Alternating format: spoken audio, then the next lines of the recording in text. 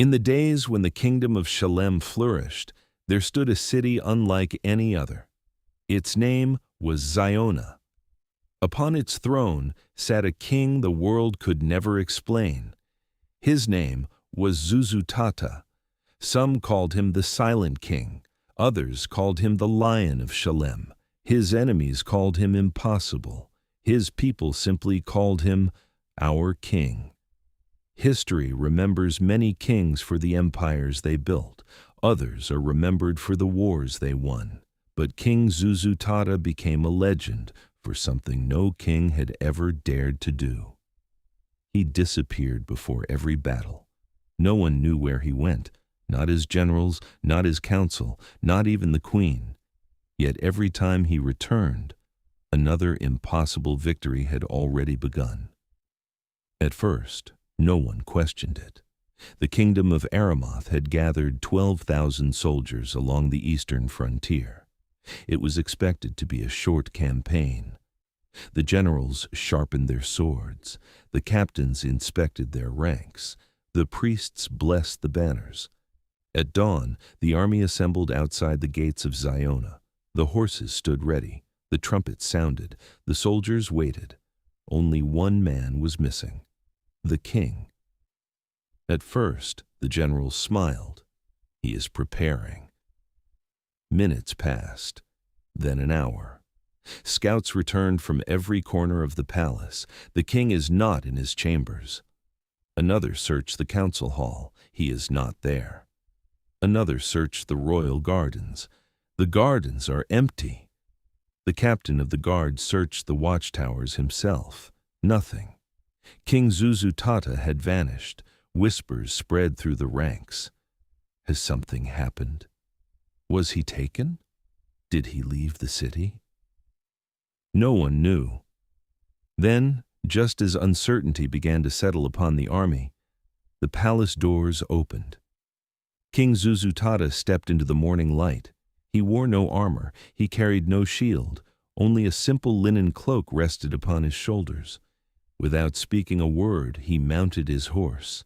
He looked once across the faces of his soldiers, raised his hand, and rode toward the battlefield. No one dared ask where he had been. By sunset, Aramoth had surrendered. No one could explain how. Not Zuzutata's generals, not the captured enemy, not even the historians who recorded the battle. That evening, the council gathered in the great hall. The finest wine was poured. The musicians waited. The generals expected the king to recount the battle. Instead, he quietly thanked them for their courage, blessed the widows whose husbands had fallen, embraced the wounded, and dismissed the court. He never spoke of the victory. He never explained his disappearance. That was the first time. It would not be the last. Years passed. Another kingdom came, then another, then another. Every war followed the same mysterious pattern. The greater the danger, the longer the king disappeared, the greater the enemy, the more impossible the victory. Soon, the people stopped counting battles. They began counting disappearances. Children who had never seen defeat grew into old men who still could not answer a single question. Where did the king go? Kings from distant lands sent spies disguised as merchants. Scholars searched the royal archives. Assassins hid within the city walls. Foreign ambassadors watched the palace night after night. All returned with the same answer. We discovered everything except his secret. And so the legend of Zuzutata spread across the world. Some believed angels fought beside him. Some believed he possessed the wisdom of ancient kings. Others swore no weapon forged by man could harm him. But no one knew the truth. No one, except a young palace servant who one night made a decision that would change the history of Shalem forever. The first battle became a story. The second became a rumor. By the third, The world began to listen. North of Shalem, an old shepherd sat beside a fire, telling travelers what he had seen. "I watched the king disappear." One man laughed. "You expect us to believe that?" The shepherd looked into the flames. "I expect nothing. I only know he was gone, and when he returned, the battle was already won." Far to the south, a defeated general stood before his own king. The old ruler leaned forward. "You faced Zuzutata?" "I did." "And?" The general hesitated. "My king?" "I never fought him." The room fell silent. "What do you mean?" The general swallowed. "We prepared for battle. We sharpened our swords. We waited all morning. But when the king of Shalem finally appeared, he looked down. Our courage disappeared before our army did." Years passed. The stories multiplied. One kingdom after another tested the borders of Shalem. One kingdom after another returned home defeated. Yet every story ended the same way. The king disappeared, and no one knew where he had gone. Soon, the mystery became greater than the victories. Children in distant lands played games pretending to be Zuzutata. Old storytellers argued late into the night. Merchants carried impossible tales across deserts. Some swore angels marched beside him. Others insisted invisible armies guarded Shalem. Many believed the king possessed ancient wisdom lost to the world. No one agreed. Everyone wondered. Kings became restless. One ruler sent merchants disguised as traders. Another sent scholars. Another hired assassins. One emperor dispatched 30 spies to live inside Ziona for 2 years. They measured the walls, counted the soldiers, mapped the palace, watched every gate, studied every road, recorded every movement. When they returned, their emperor asked only one question. "Where does he go?" The oldest spy lowered his head. "We found no hidden army, no secret weapon, no unusual defenses." The emperor frowned. "Then what did you discover?" The old man answered quietly. "Only this," a pause. "The people trust him." The emperor leaned back. "That cannot win wars." The spy looked into the distance. "No," he whispered, "but somehow it does." While kingdoms searched for secrets, Shalem continued to flourish. The roads became the safest in the known world. Merchants traveled alone without fear. Judges accepted no bribes. Widows were never forgotten. No child begged for bread. No stranger left the city hungry. Travelers entered Ziona expecting to admire its walls. Instead, they remembered its peace. There was something different about Shalem. It could not be measured. It could not be purchased. It simply rested upon the kingdom like morning dew. Then the stories stopped, not because people had forgotten, because they had become afraid. Across the eastern deserts, cities began disappearing. Smoke covered the horizon. Entire kingdoms fell in weeks, one by one. Crowns were cast into the dust. The conqueror's name spread faster than his army. Mothers whispered it to silence frightened children. Kings spoke it only behind closed doors. The name was Shakar. The world knew him by another name, the Devourer of Kingdoms. By the age of 40, he had conquered 27 kingdoms. He did not merely defeat kings, he erased them. Libraries burned. Palaces crumbled, royal banners became ash. Only ruins remained to tell their stories. Fear always arrived before Shakar. His army followed afterward. One evening, Shakar stood before the great map of the known world. His finger moved slowly across conquered lands, one kingdom after another, one crown after another, until his hand stopped.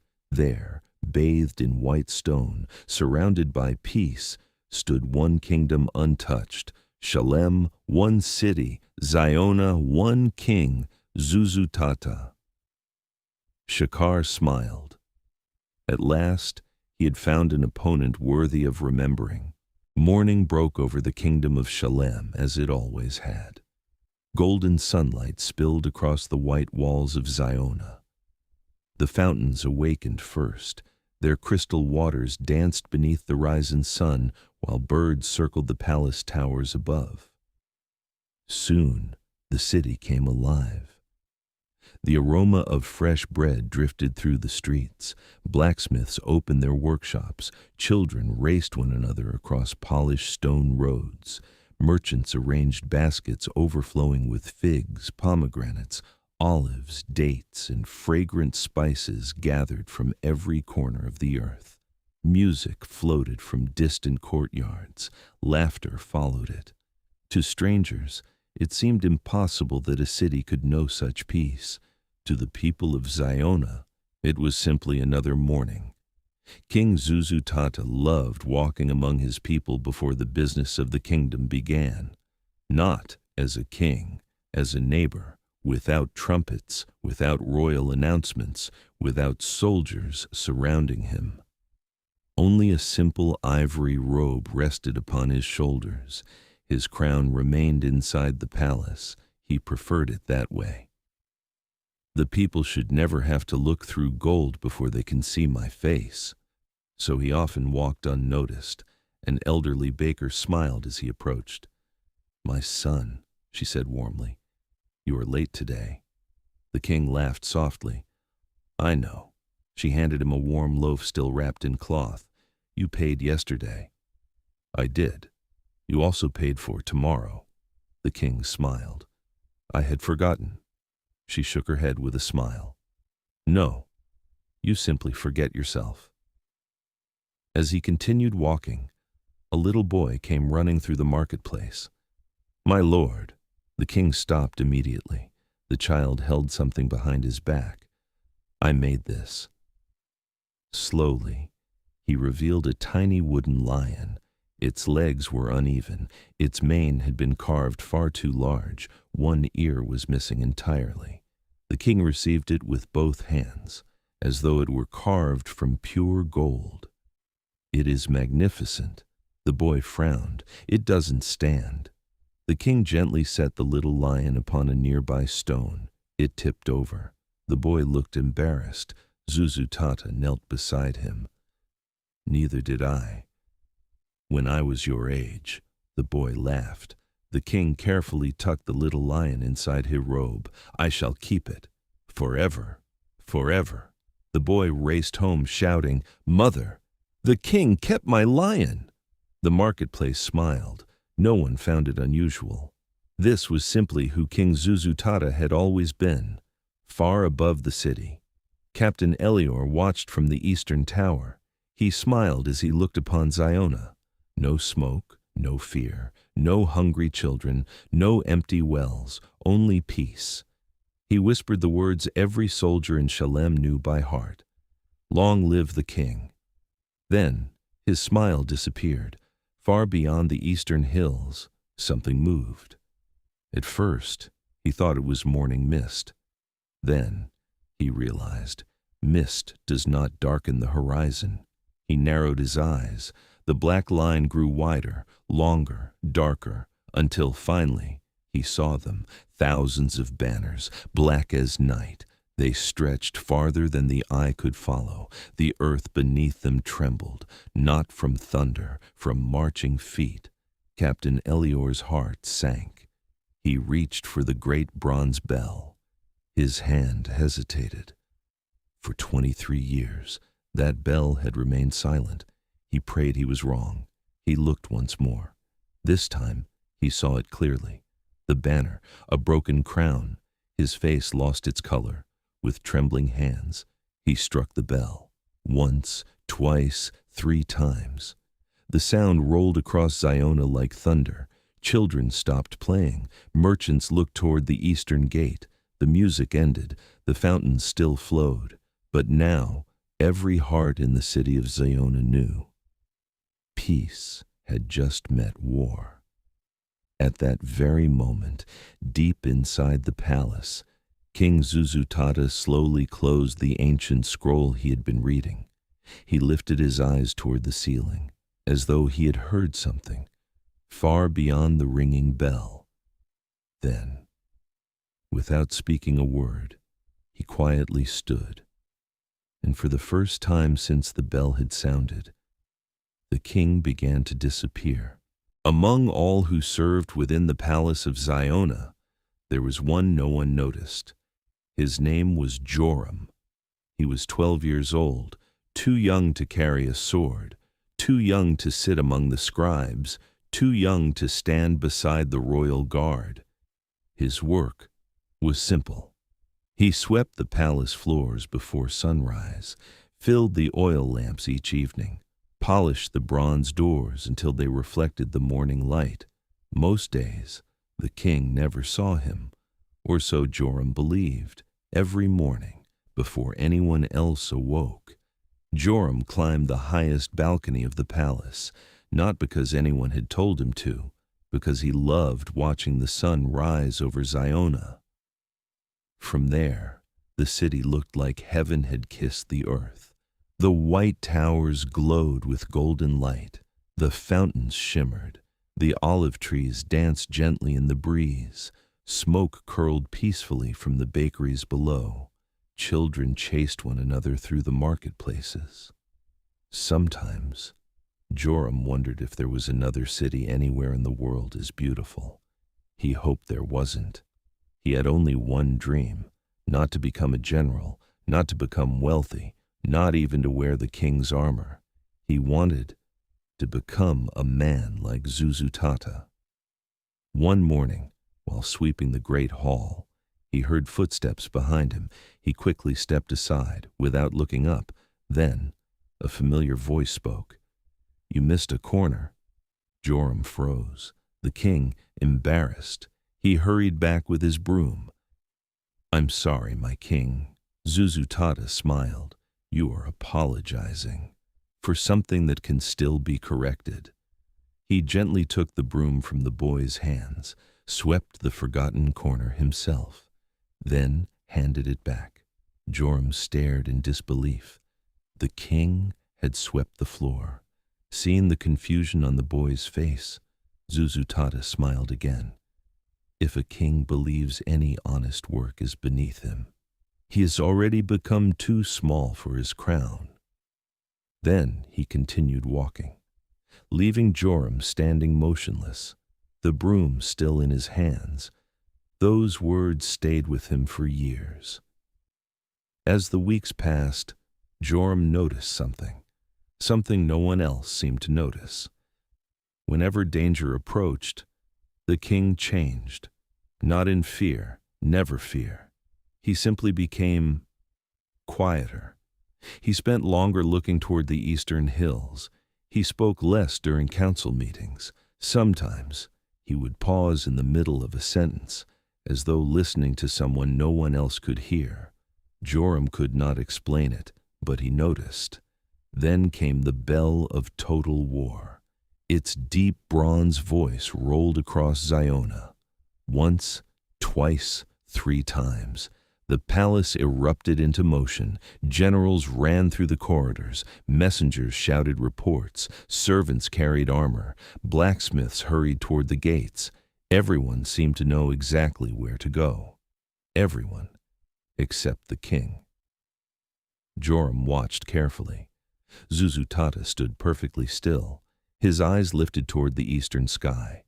Not for a moment, for a long time, long enough that everything else seemed to disappear.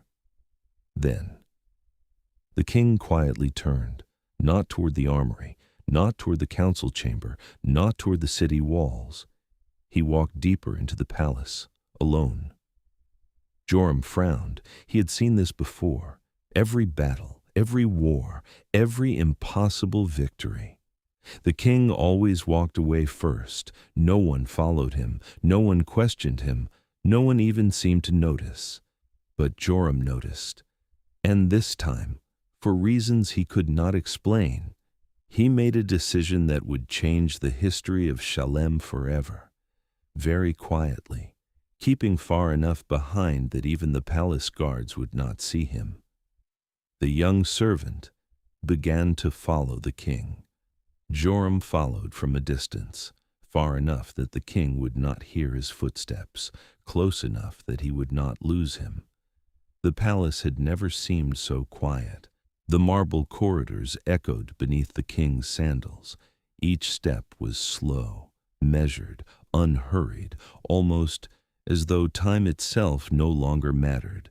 The deeper they walked, the stranger it became. The king did not move toward the armory. He did not enter the council chamber. He did not visit the royal stables. Instead, he walked past them all, past the royal library, past the hall of justice, past the chamber where the crown jewels were kept, until at last he entered the great hall. Only one thing stood there, the throne, empty, silent, bathed in the soft light of the afternoon sun. Joram stopped behind one of the great stone pillars. His heart pounded. What is the king doing? King Zuzutata walked slowly toward the throne. He rested one hand upon its carved arm.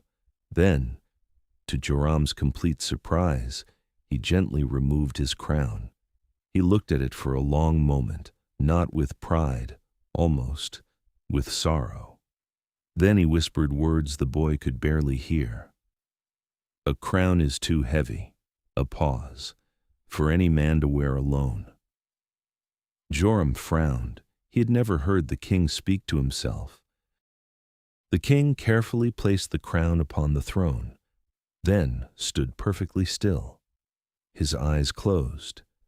The silence became almost unbearable. Minutes passed. Nothing happened. Joram wondered if he should leave. Then, something so ordinary happened that had Joram blinked, he would have missed it.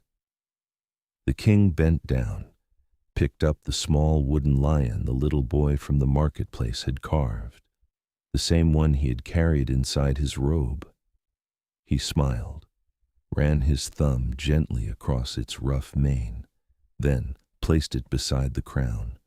The greatest treasure in the kingdom rested beside the simplest gift. Joram did not understand, but somehow he knew he was witnessing something sacred. Suddenly, a trumpet sounded from the eastern wall. Once, then again. A guard's voice echoed through the palace. My king. They have crossed the river. Another voice followed. Shakar's advance riders are within sight of Ziona. The king opened his eyes. He quietly picked up the little wooden lion, slipped it once more inside his robe, then, without haste, walked behind the throne. Joram leaned forward. The king disappeared from sight. The boy waited. 1 heartbeat, 2, 3. Nothing. No footsteps, no sound, no movement. His curiosity overcame his caution. Very slowly, he left the pillar, walked toward the throne, looked behind it. Nothing. No doorway, no corridor, only solid stone. Joram ran his hands across the wall. Cold limestone, nothing more. He searched every corner, every carving, every joint between the stones. Nothing. The king had vanished.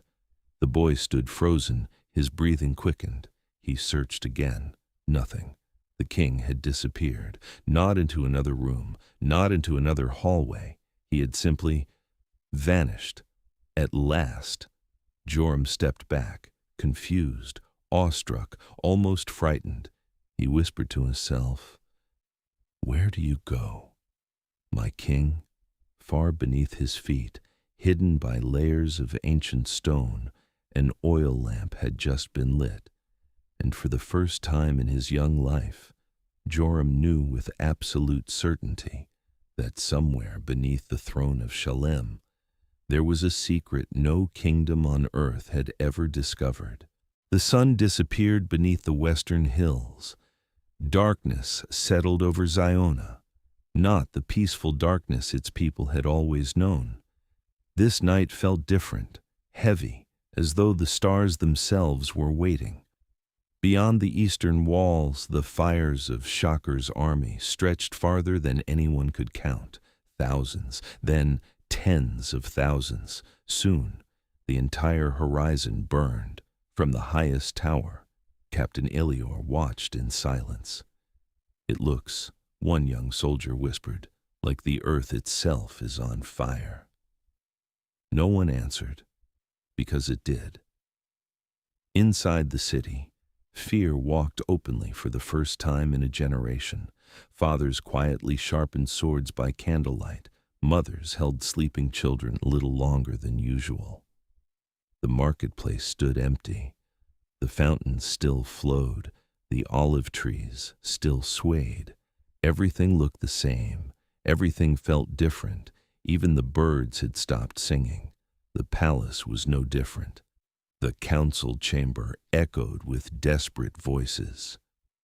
"We cannot hold the eastern wall. Our food will not last. They outnumber us 7-1. We must negotiate. We must surrender. We must save the people." The voices overlapped until no one could hear another. Then the great doors opened. King Zuzutata entered. Silence fell immediately. He walked toward the great map, studied it, said nothing. The chancellor finally spoke. "My king, if there has ever been a time, it is now." Zuzutata looked up. "A time for what?" The old man struggled to answer. "For surrender." No one breathed. The king looked around the room, at the generals, at the captains, at old men who had fought beside his father, at young commanders who had never known defeat. He saw fear upon every face, not cowardice, fear. There is a difference. Finally, he spoke. "You are asking me to surrender Shalem." The chancellor lowered his head. "Yes." The king nodded slowly, then walked toward the great window. Far below, he could see the lights of Ziona, children eating supper, families embracing, old couples sitting quietly beneath olive trees. He smiled, then whispered, "They trust us." No one answered. Still looking out over the city, he asked, "If I surrender hope?" He turned slowly. "What exactly have I saved?" The room became still. No one had an answer. The king gently rolled up the map, laid it upon the table, then looked toward Captain Elior. "How many soldiers remain?" 31,000. "How many are afraid?" Elior hesitated, then quietly answered, "Well, all of us." The king smiled. "So am I." The room looked up in surprise. The king continued, "Courage is not the absence of fear." A pause. "It is remembering who walks with us while fear is speaking." The words settled upon every heart. Then, something happened that no one expected. The king removed his crown. He placed it upon the council table. "I leave the kingdom in your hands." The chancellor stood abruptly. "My king?" The generals stared in disbelief. Captain Elior took one step forward. "You cannot leave now." Zuzutata looked at every man in the room. There was kindness in his eyes. There was certainty, and there was urgency.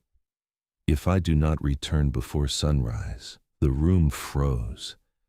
"Defend Ziona." The chancellor's voice trembled. "Where are you going?" The king smiled gently. He gave the same answer he had given for 23 years. Nothing. He simply turned and walked away. Joram was waiting, hidden behind the great pillar. His heart pounded. Not again, not tonight, not when Shakar stood outside the gates. He remembered the hidden wall, the vanished king, the unanswered question. He looked toward the council chamber. Every general stood frozen. No one followed. No one ever did. Joram whispered to himself, "If no one else will." He took one slow breath, then another. Very quietly, he stepped into the shadows, and for the second time, he began following King Zuzutata. This time, He intended to discover the truth, no matter where it led, far beyond the walls of Ziona. Shakar stood alone upon a hill. He looked down at the sleeping city. A captain approached. "My lord, our scouts report. The king has disappeared." Shakar laughed. The sound echoed across the valley. "So, the stories are true." He rested both hands upon the hilt of his enormous sword. "Good." He looked toward Ziona. His eyes burned with confidence. "Let him disappear." A slow smile spread across his face. "Tomorrow, he will have nowhere left to hide." Shakar turned toward his army. He raised his sword toward the heavens. 200,000 warriors answered with one thunderous roar. The sound rolled across the valley, through the olive groves, over the white walls, and into the hearts of every citizen in Ziona. Only one man walked toward the silence. Joram followed in silence. His heart pounded so loudly he feared the king might hear it. The palace seemed strangely empty. The voices from the council chamber had faded. The cries from the city were now distant. Only one sound remained, the steady footsteps of King Zuzutata. Slow, measured, certain, as though he had walked this path 1,000 times before. The king entered the great hall. Moonlight poured through the towering windows. It rested upon the great throne of Shalem. The throne kings had envied. The throne armies had marched to possess, the throne upon which the fate of nations had so often been decided. For a long moment, Zuzutata simply stood before it. Then, the king closed his eyes. His lips moved. The words were too soft to hear. Then, he knelt. Not before the throne, before the one who had given it. After a long silence, he placed his hand upon a weathered stone beneath the throne. A deep rumble echoed through the hall. Joram's breath caught. The floor moved, slowly. A narrow stone staircase appeared where solid ground had stood only moments before. Cold air drifted upward from the darkness below. Joram had never seen anything like it. The stories had been true. There really was something beneath the throne. King Zuzutata lifted a single oil lamp. Its gentle flame pushed back the darkness. Without looking behind him, he stepped onto the staircase. One step, then another. Slowly, the light disappeared into the depths below. The hidden doorway began closing behind him. Joram's heart raced. If I don't go now, I'll never know. He slipped through the narrowing opening. Just before the stone sealed shut, darkness surrounded him. Only one light remained, the little flame carried by the king, far below. The staircase seemed endless. Every step carried them deeper beneath the palace, deeper beneath the throne, deeper beneath the greatness of Shalem. Joram had expected hidden soldiers, ancient weapons, secret treasures. Instead, he heard something. A voice, soft, gentle. The king was singing. It was an old song, one his grandmother used to sing before dawn, a song about the faithfulness of God. The melody floated through the ancient stones, like a river in the night. Joram had never heard the king sing before. His fear slowly gave way to wonder. At last, the staircase ended. The king disappeared through a small stone doorway. The warm glow of the oil lamp spilled faintly into the passage. Joram stopped. His hand rested against the cold wall. He could see only a sliver of the room beyond, enough to know that it was small, simple. Nothing like the treasure chamber he had imagined. The king stepped inside. Then, very gently, the wooden door began to close. Joram took one cautious step forward. His hand reached toward the opening. The light narrowed, narrowed again, until only a thin line of golden light remained. Then, it disappeared. Silence. Absolute silence. Joram stood alone in the darkness, his hand still resting upon the closed door, his heart whispering the question that had haunted the kingdom for 23 years. What is behind that door? Above him, 200,000 soldiers prepared for war. Below him, the greatest secret in the history of Shalem waited, only a few steps away. Some battles are fought with swords, some are fought with armies, but there are battles that begin where no crowd can see and only heaven bears witness. The greatest battle in the history of Shalem had just begun.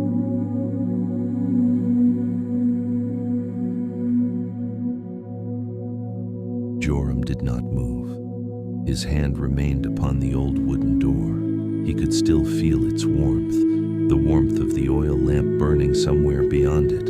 Above him, the earth trembled beneath the march of Shakar's army. War waited outside, but here, beneath the throne, there was only silence. The kind of silence that makes a man lower his voice without knowing why. Joram closed his eyes, took one slow breath, then, very gently, he pushed the door open. The room was smaller than he had imagined, far smaller. He stopped, unable to speak, unable to move. There were no treasures, no secret army, no hidden weapons, no maps, no gold, only a rough wooden table, an ancient scroll, a clay pitcher, one small oil lamp, and a stone floor. Its center had been worn smooth, not by footsteps, by knees, thousands of hours, one man, one place, one God. Joram felt tears fill his eyes.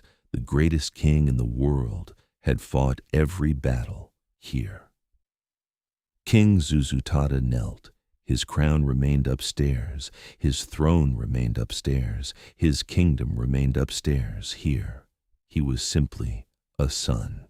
He opened the ancient scroll. Its pages bore the marks of countless nights. His fingers rested upon familiar words. Then he began to pray, not first for victory, not first for himself. He prayed for names. Elior, strengthen his heart. Hannah, let peace guard her children. Old Nathan, ease the pain in his body. The widows, be their defender. The shepherds on the eastern hills, give them courage. The little boy who carved the lion, keep his heart pure. One name after another, Joram listened in amazement. The king knew everyone, the old, the young, the forgotten, the weak, the strangers. No one had escaped his prayers. Hours seemed to pass. Sometimes the king spoke. Sometimes he simply listened. Sometimes he worshipped. Sometimes he sat in complete silence. Joram realized something astonishing. The silence itself was not empty. It was full, as though someone else filled the room. Then, without opening his eyes, the king spoke. "You may come in now, Joram." The boy froze. His heart almost stopped. He had been discovered. Slowly, he stepped forward. His knees gave way. "My king, I'm sorry. I should never have followed you." For a long while, the king said nothing. Then he smiled. The same quiet smile that had calmed frightened children, comforted widows, and disarmed conquerors. He reached out his hand. "Come." Joram looked up. The king lifted him gently to his feet. There was no anger, only kindness. Zuzutata looked around the little chamber, then back at Joram. Finally, he spoke. "Do you know why no one has ever found this place?" Joram shook his head. The king smiled. "Because most men search for power." A pause. "Where it can be seen." His hand rested upon the worn stone. "God often hides it." Another pause. "Where only the humble are willing to kneel." Joram's tears flowed freely. Everything suddenly made sense. The victories, the peace, the wisdom, the mercy, the courage. None of them had begun upon the throne. They had all begun here. The king slowly rose. He placed one hand upon the ancient scroll, then looked toward the ceiling, as though seeing beyond the stone, beyond the palace, beyond the battlefield. His voice became firm, quiet, certain. Tomorrow, a long pause. The world will believe our battle begins. He looked at Joram. His eyes shone with unshakable peace. But heaven, another pause, has been fighting for Shalem all night. Far above, war horns echoed across the valley. Shakar's army had begun to move. The greatest battle in the history of Shalem was about to begin. And only 2 men knew that the victory had already been entrusted to God before a single sword was drawn. No one moved. The valley had become strangely still. 200,000 soldiers stood beneath the black banners of Shakar. 30,000 defenders watched from the white walls of Ziona. Between them stood 2 men, 2 kings, 2 kingdoms, 2 completely different understandings of power. Shakar slowly lifted his sword. Morning light danced across its scarred blade. "This sword," he said, "has ended the reign of 27 kings." His voice rolled across the valley. "I have watched mighty men beg. I have watched armies flee. I have watched kingdoms burn." He pointed the blade toward Zuzutata, "And before this sun sets, Shalem will belong to me." The silent king did not answer. He simply looked at him, not with anger, not with hatred, with sorrow. The silence unsettled Shakar more than any insult could have. He frowned. "Are you afraid to speak?" At last, Zuzutata answered, "No," one word, nothing more. Yet somehow, it echoed louder than Shakar's speech. The conqueror laughed. "Good. I prefer a king who dies with courage." Again, silence. Then, Zuzutata asked a question. His voice was quiet, almost gentle. "Tell me, Shakar, when did you last sleep without your sword?" The valley froze. Shakar's smile disappeared. He had expected threats. He had expected negotiation. He had expected defiance. He had not expected that question. Zuzutata continued. "How many nights? Have you awakened expecting betrayal?" Shakar's grip tightened. No answer. "How many kings have you conquered without ever finding peace?" The conqueror's breathing grew heavier. His generals exchanged uncertain glances. No one had ever spoken to Shakar this way. Finally, Shakar roared, "Peace is for weak men." His voice thundered across the valley. "Power's what matters." His soldiers answered with a deafening roar. Their shields crashed together. The ground shook. Shakar smiled again. He spread his arms toward his vast army. "This is power." Zuzutata slowly turned. He looked back toward Ziona. Children stood upon the walls. Mothers held them close. Old men prayed. Young soldiers trembled. He smiled, then looked back at Shakar. "No," another pause. "That," he pointed toward his people, "is what you can force." Then he placed one hand over the ancient scroll. "Power," his eyes lifted toward heaven, "is what heaven entrusts." Silence settled again. Even the wind seemed unwilling to interrupt. For one brief moment, every soldier in the valley forgot whose side he stood on. Then, Shakar's pride spoke louder than his reason. He raised his sword. His voice exploded across the battlefield. "Archers!" 10,000 bows rose together. The sound alone caused children to cry out from the walls. The valley darkened beneath lifted arrows. Shakar looked one final time at the silent king. "You should have feared me." Zuzutata slowly closed the ancient scroll. He kissed its worn cover. Then, to the astonishment of everyone watching, he laid it gently upon the ground. He removed his royal mantle, folded it carefully, placed it beside the scroll. He removed his sandals. Now he stood barefoot upon the earth. Joram's eyes filled with tears. He understood. The king was not preparing to fight. He was standing upon holy ground, very quietly. Zuzutata lifted his face toward heaven. Not one soldier could hear what he whispered. Only Joram, standing nearest. He heard the king say, "Father," a long pause, "let your name be remembered long after mine is forgotten." Joram's breath caught. That was his prayer. Not victory, not survival, not fame, only the glory of God. Shakar lowered his sword. His voice shook the valley. "Release!" 10,000 bowstrings sang together. The sky became black.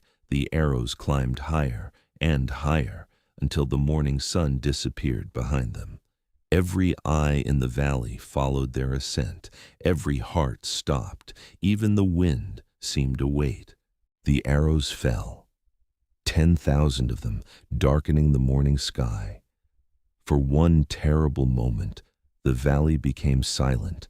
No cries, no commands, no movement, only the sound of death descending. Upon the walls of Ziona, mothers embraced their children, soldiers lowered their heads, some whispered their final prayers, others simply closed their eyes. Captain Elior did not look away. "If this is our last morning," he whispered, "let us meet it with faith." Joram never blinked.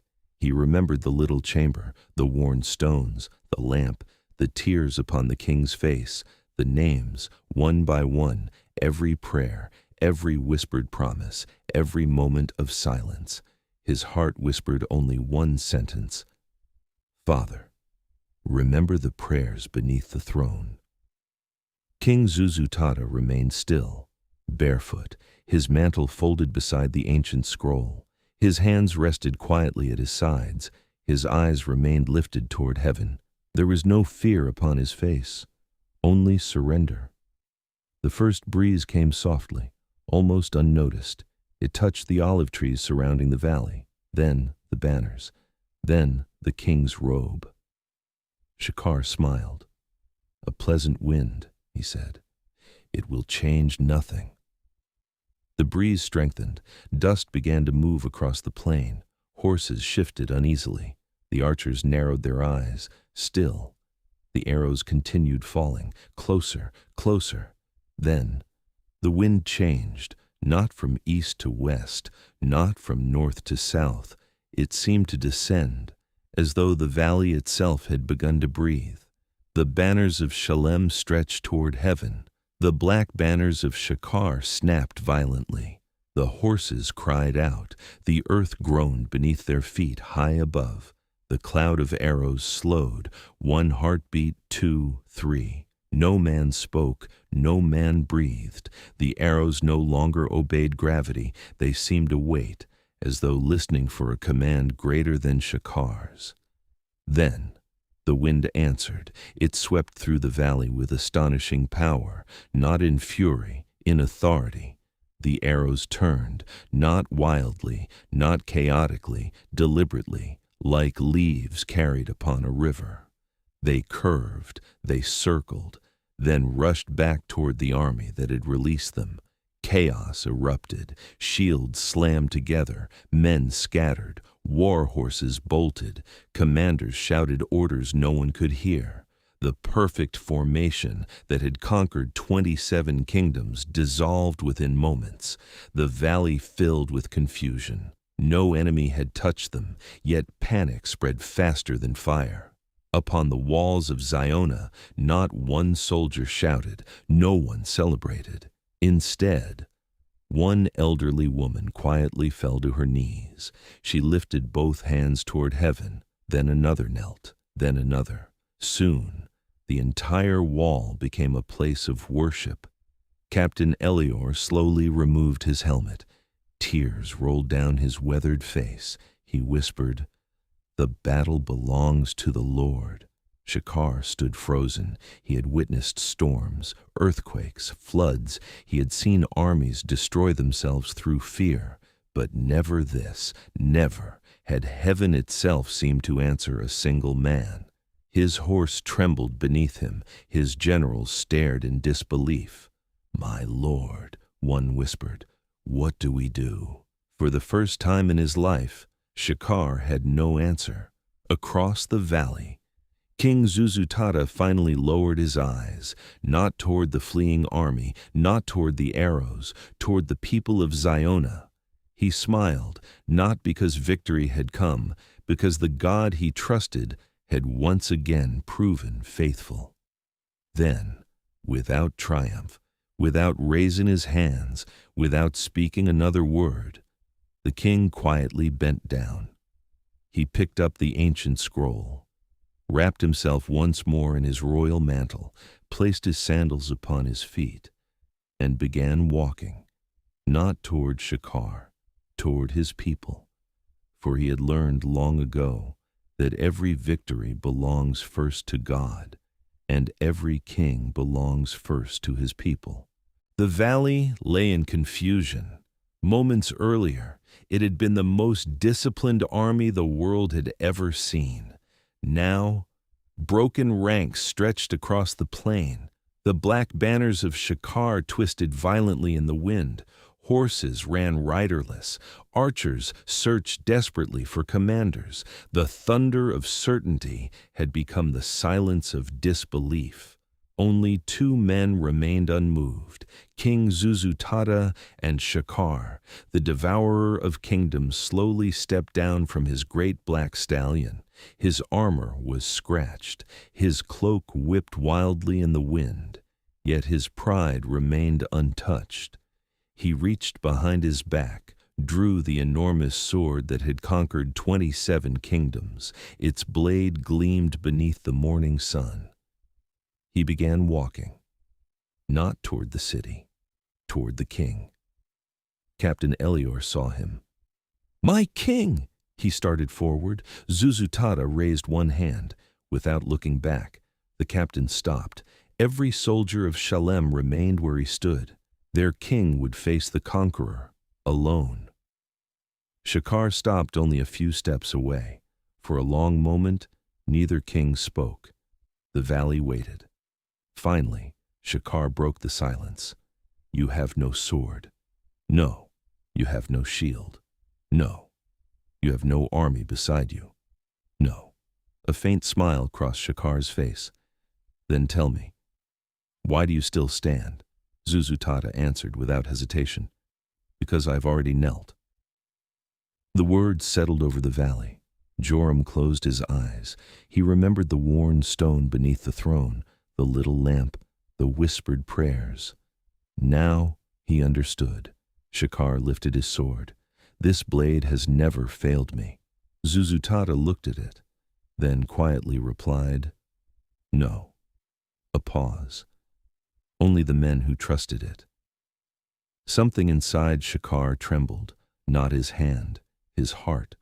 For the first time, he realized that the man before him was not trying to defeat him. He was trying to reach him. That disturbed him more than the wind ever had. With a roar that echoed across the valley, Shakar charged. The earth shook beneath his feet. His sword rose high above his head. From the walls of Ziona, thousands cried out. Joram could not breathe. Captain Elior gripped his spear, yet no one moved. They trusted the king. Shakar swung with all the strength that had shattered kingdoms. The great sword descended. Then it stopped, not because Zuzutata caught it, not because another warrior blocked it. Shakar himself froze. The blade hung in the air, only inches from the king. His arms strained. Every muscle in his body fought to complete the blow, but he could not. It was as though an invisible weight had settled upon the sword. His knees trembled. The sword grew heavier and heavier, until With a cry of exhaustion, it slipped from his hands. The great blade struck the earth, its point buried deep into the valley floor. The sound echoed like a bell across the battlefield. Silence, absolute silence. Shakar stared at his empty hands. They had never failed him, not once. He slowly looked up. Zuzutata had not moved, not one step. The silent king simply looked at him. There was no triumph in his eyes, only compassion. Shakar's voice was barely a whisper. "What are you?" Zuzutata answered softly.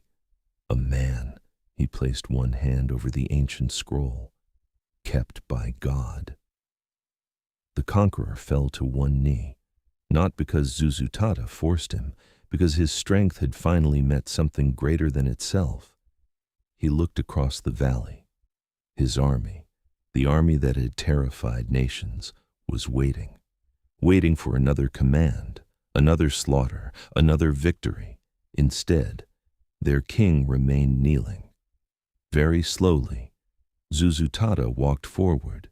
He reached the sword buried in the earth. Every soldier held his breath. This was the moment. One stroke, and the war would end forever. The silent king wrapped both hands around the hilt. He drew the mighty sword from the ground. Its weight would have bent another man. He looked at the blade for a long moment. 27 kingdoms seemed to cry out from its scarred steel. Then, to the astonishment of both armies, he turned, walked several paces away, and laid the sword gently upon the ground. Beyond Shakar's reach, no triumph, no mockery, no vengeance, only mercy. Shakar looked up, his eyes filled with tears he could no longer hide. "Why?" His voice broke. "You should have killed me." Zuzutata looked at him with the kindness of a father. Then he spoke the words that would be remembered for generations.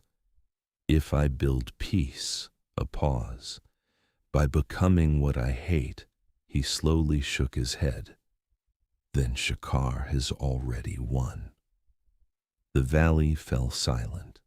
No one moved, no one spoke, because every heart understood. The greatest victory that day was not over an army. It was over hatred. No trumpet sounded. No cry of victory echoed across the valley. The wind slowly faded. The dust settled. The morning sun broke once more through the clouds. It was as though heaven itself had quietly stepped back, having finished what only heaven could do. For a long moment, no one moved. 200,000 warriors stood in stunned silence. 30,000 defenders remained upon the walls of Ziona. Neither army lifted a sword. Neither army advanced. The battlefield had become a sanctuary. Shakar remained upon one knee. His hands rested upon the earth, the same hands that had carried kingdoms into ruin. Now they trembled, not from weakness, from truth. He looked at Zuzutata. The silent king had already turned away. He was not looking at his defeated enemy. He was looking at the wounded. Captain Elior approached. "My king," he waited. "What are your orders?" The entire army listened. Surely now the king would command them to pursue, to capture, to conquer. Instead, Zuzutata spoke only 4 words. "Open the gates of Ziona." The generals looked at one another. Had they heard correctly? Captain Elior asked quietly, "My king." "For our soldiers?" The king shook his head. "For everyone." Silence. Even Shakar lifted his head. The great eastern gates began to open, slowly. The sound echoed across the valley, not as the sound of conquest, but of welcome. The physicians of Shalem walked out first, not soldiers, healers. They carried water, bandages, medicinal herbs, stretchers. Behind them came bakers with fresh bread, women carrying baskets of fruit, children carrying jars of clean water. The army of Shalem did not march to destroy. They walked to serve. A young physician knelt beside one of Shakar's wounded captains. The man recoiled. "Don't touch me. You are my enemy." The physician smiled gently. "Not today." He cleaned the soldier's wounds, wrapped fresh linen around his arm, then helped him drink. The captain stared in disbelief. "I came to destroy your city." The physician nodded. "I know. Why would you help me?" The physician looked toward Zuzutata, then quietly answered, "Because our king would." Nearby, a little girl no older than 8 walked through the battlefield carrying a basket of warm bread. She stopped before a frightened young soldier from Shakar's army. His armor was dented. His hands shook. He had not eaten in 2 days. She held out the bread. The soldier stared at her. "You're not afraid of me?" She smiled. "My father says hungry people need bread before they need answers." The young soldier took the loaf with trembling hands, then quietly wept. Shakar watched everything. His army watched. No one understood. This was not how victors behaved. He had conquered 27 kingdoms. Every victory had looked the same: looting, chains, revenge, death. But here, there was only mercy. An old woman approached one of Shakar's wounded archers. She wrapped a blanket around his shoulders. He looked at her in confusion. "My son died this morning." The young archer lowered his eyes. "I'm sorry." She smiled sadly. "So am I." Then she gently touched his face. "But another mother must not lose hers today." The archer buried his face in his hands. He had survived countless battles, yet it was kindness that finally broke him. The valley changed. Swords were laid upon the ground, not by command, by conviction. One soldier, then another, then dozens. Soon, the sound of steel touching the earth echoed across the plain, not as defeat, as surrender to something greater. Captain Elior looked toward his king. "My lord, I have never seen anything like this." Zuzutata smiled. Neither had the world. That evening, the fires burning across the valley were no longer the fires of war. They became the fires of healing. Soldiers from both kingdoms sat together. Physicians moved from one wounded man to another. Children laughed again. The smell of fresh bread drifted through the camp. Somewhere, an old shepherd began to sing a psalm. Then another voice joined him. Then another. Until the valley that had awakened to war fell asleep to worship. Shakar sat alone upon a small hill overlooking the camp. His black crown rested beside him, untouched. For the first time in his life, he did not know who he was without it. He watched Zuzutata kneeling beside a wounded soldier, washing blood from the man's hands. The king did not know anyone was watching. He simply served, quietly, joyfully, as though this, too, was part of being king. Shakar whispered into the night, "I thought I came to conquer Shalem." A tear rolled down his weathered face. "But Shalem has conquered me." The years passed quietly, as they often do after history has been made. The fields surrounding Ziona turned green again. Children born after the great battle never learned the sound of war drums. The eastern walls were repaired, not because they had been broken, but because King Zuzutata believed peace deserved the same care as victory. The fountains flowed, the olive trees grew taller, the markets became fuller than ever before. The kingdom of Shalem flourished, not because it had defeated Shakar, because righteousness had become its inheritance. Travelers arrived from every nation. Some came to trade, some came to study. Some simply came because they had heard stories. They expected magnificent walls. They expected disciplined soldiers. They expected a wealthy king.